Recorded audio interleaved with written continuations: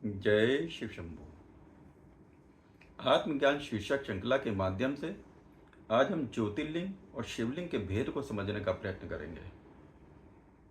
ज्योतिर्लिंग की क्या विशेषता है, शिवलिंग की क्या विशेषता है, इसको हम सरल तरीके से समझने का प्रयत्न करेंगे। इसके साथ ही साथ हम इस विषय को भी समझने का प्रयत्न करेंगे कि शिवलिंग पे चढ़ाया हुआ कोई भी पदार्थ हम प्रसाद रूप में क्यों नहीं ग्रहण कर सकते, हमारे लिए क्यों मना है शिवलिंग पे चढ़ाया हुआ कोई भी पदार्थ हम प्रसाद रूप में क्यों ना ग्रहण कर सकें, जबकि अन्य देवी देवताओं को अर्पित किए जाने वाला पदार्थ हम प्रसाद रूप में ग्रहण करते हैं। सर्वप्रथम हम ये जानने का प्रयास करेंगे कि ज्योतिर्लिंग की विशेषता क्या है। समस्त द्वादश ज्योतिर्लिंग ये परमपिता परमेश्वर ईश्वर द्वारा सम स्थापित एवं सम में प्रकाश रूप में विद्यमान है। समस्त ज्योतिर्लिंग में परमपिता परमेश्वर ईश्वर ज्योति रूप में, प्रकाश रूप में विद्यमान है।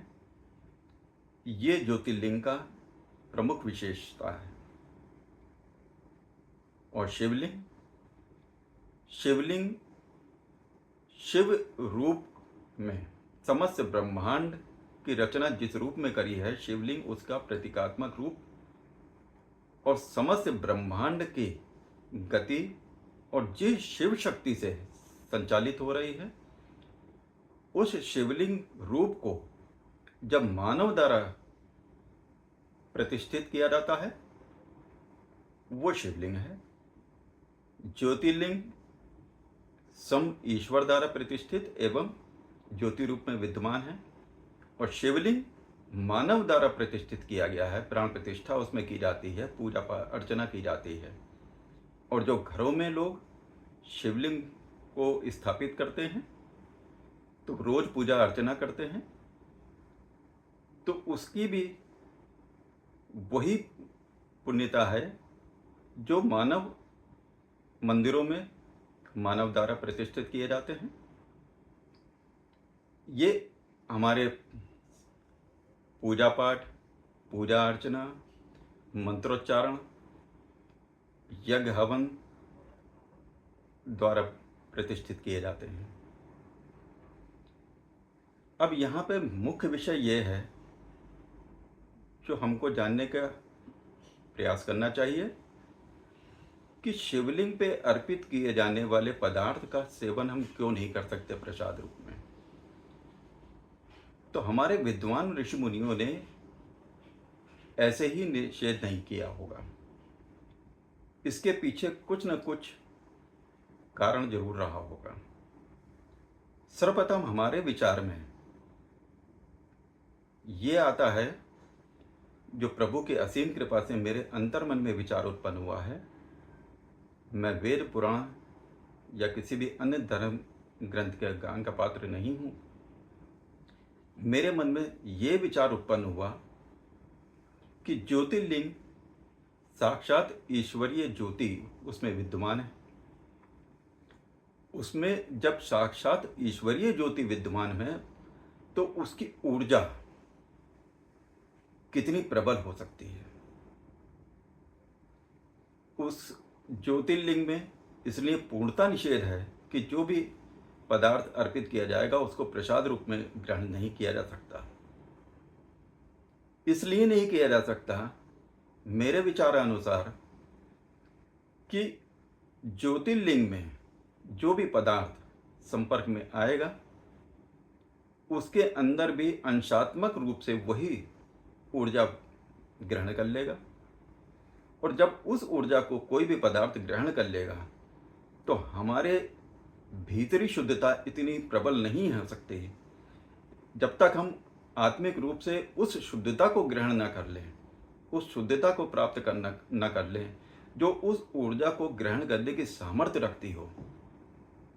जनसाधारण मानव इतनी सामर्थ्य नहीं रखता, इतनी शुद्धता बाहरी और आंतरिक रूप से नहीं रखता कि उस पदार्थ के संपर्क में आने पर ज्योतिर्लिंग की ऊर्जा को अंशात्मक रूप से भी ग्रहण करने की सामर्थ्य रखता हो, और अगर उस शुद्धता को नहीं रख सकने की सामर्थ्य है तो उसके बहुत नकारात्मक परिणाम भी हो सकते हैं।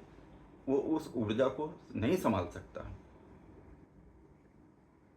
इसके साथ ही साथ शिवलिंग में जो मंत्रोच्चारण करके पूर्ण रूप से प्रतिष्ठित किए जाते हैं, उनमें प्राण प्रतिष्ठा की जाती है, रोज पूजा अर्चना की जाती है, तो शिवलिंग भी समस्त ब्रह्मांड के का स्वरूप प्रतीकात्मक स्वरूप है।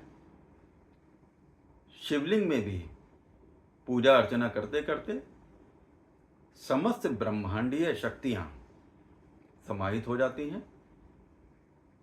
इसलिए हमारे ऋषि मुनियों ने, मेरा ऐसा मानना है कि शिवलिंग के ऊपर भी अर्पित किए जाने वाले पदार्थ प्रसाद रूप में ग्रहण करना मना किया है, क्योंकि हम उस ब्रह्मांडीय ऊर्जा, ईश्वरीय ऊर्जा जिसमें भी साक्षात रूप से समाहित हो जाए, अपनी आंतरिक शुद्धता उतनी प्रबल जब तक न कर लें, तब तक उसमें चढ़ाया व अर्पित किया वाला पदार्थ अगर हम ग्रहण कर लेते हैं तो वह हमारे ऊपर ऐसी, हमारे अंदर ऐसी ऊर्जा को जागृत कर सकता है जिसको अगर हम संभालने की क्षमता नहीं रखते हैं, सामर्थ्य नहीं रखते हैं, तो विशिष्ट अवस्था को भी प्राप्त कर सकते हैं।